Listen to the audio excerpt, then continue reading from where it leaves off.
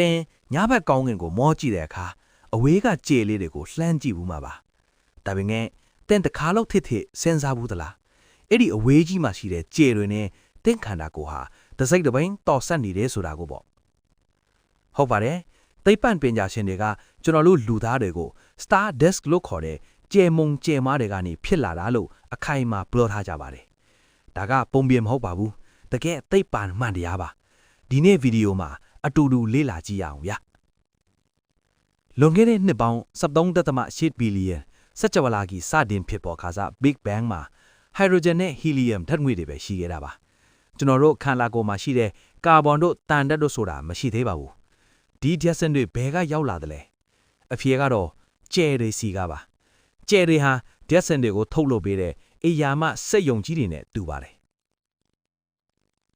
ကြယ်တလုံးရဲ့အလဲဘဟိုမှာအပူရှိန်နဲ့ဖိအားကအယမ်းပြင်းထန်တဲ့အတွက်အက်တမ်တွေကိုတစ်ခုနဲ့တစ်ခုပေါင်းဆက်ပစ်လိုက်ပါတယ်အဲ့ဒီဖြစ်စဉ်ကနေကျွန်တော်တို့အသက်ရှူဖို့လိုအပ်တဲ့အောက်ဆီဂျင်အယိုးတွေအတွက်ကယ်လ်ဆီယမ်နဲ့သွေးတွေကတန်ဓာတ်တွေကိုဖန်တီးပေးလိုက်တာပါ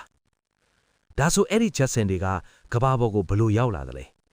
ကြယ်ကြီးတွေဟာသူတို့ရဲ့တက်တန်းကုံဆုံးတဲ့အခါစူပါနိုဗာလို့ခေါ်တဲ့အကြီးအကျယ်ပေါက်ကွဲမှုကြီးဖြစ်ပွားပါတယ်ဒီပေါက်ကွဲမှုဟာစကြဝဠာထဲမှာအပြင်းထန်ဆုံးဖြစ်စဉ်တစ်ခုပါ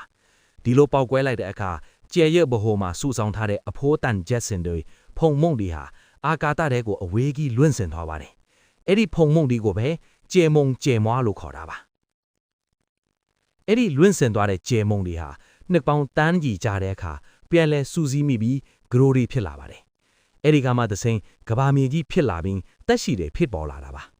ဆိုလိုတာကတင်းလက်ကောက်ဝက်သေးကသွေးထဲမှာရှိတဲ့တန်ဓာတ်ဟာလွန်ခဲ့တဲ့နှစ်ပေါင်းများစွာကကြယ်တလုံးပေါက်ကွဲရာကနေရောက်လာတာပါ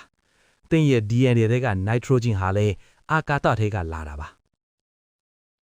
ဒါကြောင့်ကျွန်တော်တို့ဟာစကြဝဠာထဲမှာရှိနေတာမဟုတ်ပါဘူးကျွန်တော်တို့ကိုယ်တိုင်ကစကြဝဠာရဲ့အစိတ်အပိုင်းတစ်ခုဖြစ်နေတာပါ